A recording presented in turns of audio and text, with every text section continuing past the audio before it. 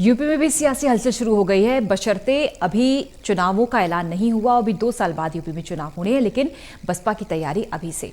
UP में अकेले चुनाव लड़ेगी मायावती की पार्टी। बसपा ये कहा, मायावती ने प्रेस कॉन्फ्रेंस की और कहा कि यूपी में अकेले चुनाव लड़ेगी। गठबंधन करने पर दूसरी पार्टी को फायदा होता है, हमें नहीं। मायावती ने कहा कि सरकार कृषि कानून को वापस ले।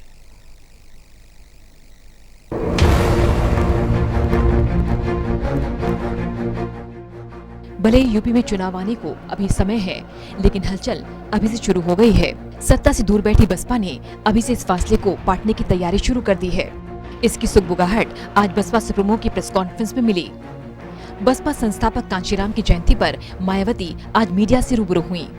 इस दौरान उन्होंने केंद्र और राज्य सरकार पर जमकर निशाना साधा और साथ ही 2022 विधानसभा चुनाव को लेकर भी बड़ा ऐलान किया। मायावती ने कहा कि आने वाले विधानसभा चुनाव में बसपा अकेले ही यूपी में चुनाव लड़ेगी। गठबंधन करने पर दूसरी पार्टी को फायदा होता है, हमें नहीं। उत्तर प्रदेश में बीएसपी अकेले अपने बलबूते पर यूपी में 403 विधानसभा की सीटें हैं। सभी सीटों पर अकेले अपने बलबूते पर चुनाव लड़ेगी। किसी के लिए भी एक सीट नहीं छोड़ेगी और किसी भी प्रकार को कोई गठबंधन नहीं करेगी। हमें इस बात का एहसास है कि हम जिस भी पार्टी से गठबंधन करके चुनाव लड़ते हैं तो हमारा वोट तो ट्रांसफरेबल है, तो जिससे गठबंधन करते हैं उसको ट्रांसफ़र हो जाता है, लेकिन उनका वोट हमारे कैंडिडेट को ट्रांसफ़र नहीं होता है। उन्होंने कहा कि देश के कई राज्यों में विधानसभा के चुनाव हो रहे हैं। हमारी पार्टी केरल, पश्चिम बंगाल, पुडुचेरी और तमिलनाडु में भी चुनाव अकेले अपने बलबूते पर ही लड़ेगी।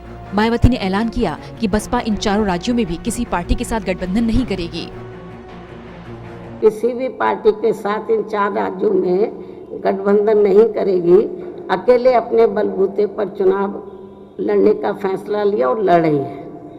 अब किसको फायदा होता है, किसको नुकसान होता है, उससे हमें कोई लेना देना नहीं है, क्योंकि बहुजन समाज पार्टी एक पार्टी के साथ साथ एक मूवमेंट भी है। इस दौरान मायावती कृषि कानून को लेकर भी हमलावर रहीं और केंद्र सरकार पर जमकर निशाना साधा। मायावती ने कहा कि जब देश के किसान केंद्र सरकार के कृषि कानूनों से सहमत नहीं हैं, तो केंद्र सरकार को कानूनों को वापस लेना चाहिए। जिन किसानों के इस आंदोलन में मृत्यु हुई है, उनके परिवारों को केंद्र और राज्य सरकारों को उचित आर्थिक सहायता और परिवार के एक सदस्य को सरकारी नौकरी देनी चाहिए। मायावती ने दावा किया कि केवल बसपा ने अपना सब कुछ दिया है ताकि दलितों, शोषितों, आदिवासियों, पिछड़े वर्गों, मुस्लिमों और अन्य धार्मिक अल्पसंख्यकों का सम्मान हो सके।